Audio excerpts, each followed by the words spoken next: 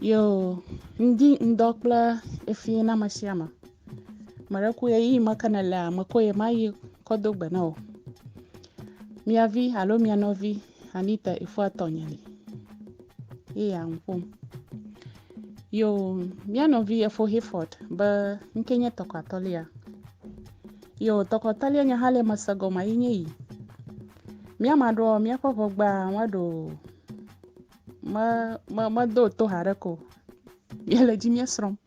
Tana magbulo nyada alo magbu yiso weda de kamata ejeji omadako na kwekem.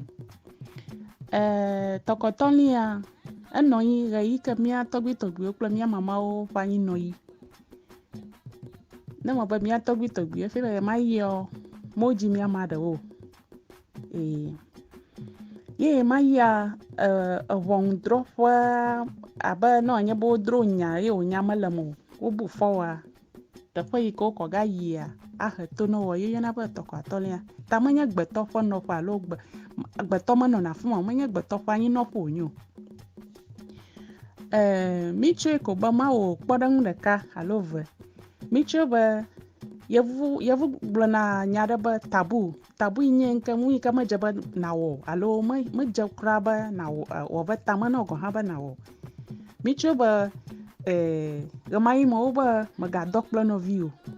miche ba fofo vi anovio ma vo odo no ni ogbo alo nyong pla nyong odo no ni ogbo alo nchu pla nchu odo no ni ogbo ike ba gbala ogba oye ba gay pla lesbianism maraku padang gbo mala do maraku no nya ba na sanya ike ba edafuna wana kwekam padang ko nya gbo mala ike ba gbala ogba nyong pla nyong odo na nchu no ni ogbo nchu pla nchu odo no ni ogbo novi pla novi otondo no ni ogbo ye mai mo tabu nya tano nya ba ye mai mo mia mama okla mia togbi ofo no yi anyi no yi o jaba na wuma ko ga Torkor Atorlia. Yo, number 2 na Torkor Atorlia ma bo mada goma ma globa av gado onye avachu ga ika gbetore kama la fuma yo onye tano nya bo loko glani o da onya alo o dro onyavo yo dro von now ye onya obu fowa onya malamo yo bu fowa yo ko ga yide Torkor Atorlia mai ta o lega za ablao de kakpu yo kala maloshi nsaloshi o lega yide nola lo unchi wala sese ya ko yide Torkor Atorlia ma afum ya do o do daga danyigba do na gugulu oko darema cho ofo bidie vasere uko ye wo akahagade unchi wado akahagade ji cho wafo bidie vasere ko ka o hakare ji ko uglo la vama avotiti ama ko jo va poma kana nyo uglo di na ma jo o di o gbagbe lo fi mo wu na ku ka ka nya ma gbagbe ko da o de do ma ko hakare ji ko jo kana nyo bo jo gbo vo ala ga yo kala avama ka fi ba la ga mo va trozo hon la ma no nya ba kasa va ina ye kasa popowa kasa nto decide gaba ya da unku da kajo ne ya glodi do alo na dava ina dan to decide gaba ya blada oko ne ya afafa klio fi na ya jo alo na nya mi tagliva ina taglia nto decide gaba ya da unku da ka ne ya glada kadi na nya Allah ko va ina ko la nto decide ga ba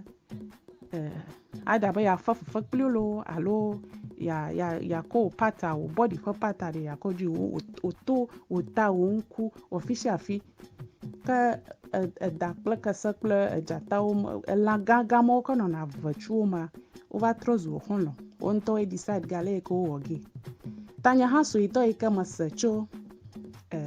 Torkor Atorlia nwenye ya o wona nma ine ewebe so he o kala duama alo area ma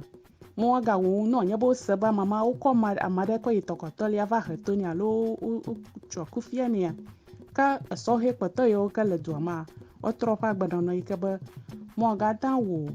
mu ya ka ma wo ko ide Torkor Atorlia ma ga repeat the same mistake ta enana advantage kele me nye na hehe nyuie remaye mia tɔgbitɔglo kpe mia mama wo anyi no ya na hehe nyuie eno nyigbaji ne makɔ akɔ compare alo akɔ sɔ kple gbatɔ makpɔ be rema yoa amebubu kple hehe nyuie evi kplakpla nyuie eno anyigbaji alo miaƒe ƒomewo me awugba yo nye ha se ke mata gblɔ tso Tɔkɔ Atɔlia ŋui ya gbeɖe kuku ale ke megblɔ tso gɔmedzedzea no dze megblɔ nya ɖe alo me use word aɖe ke medze dzidzi na wɔ me ɖe kuna koe kem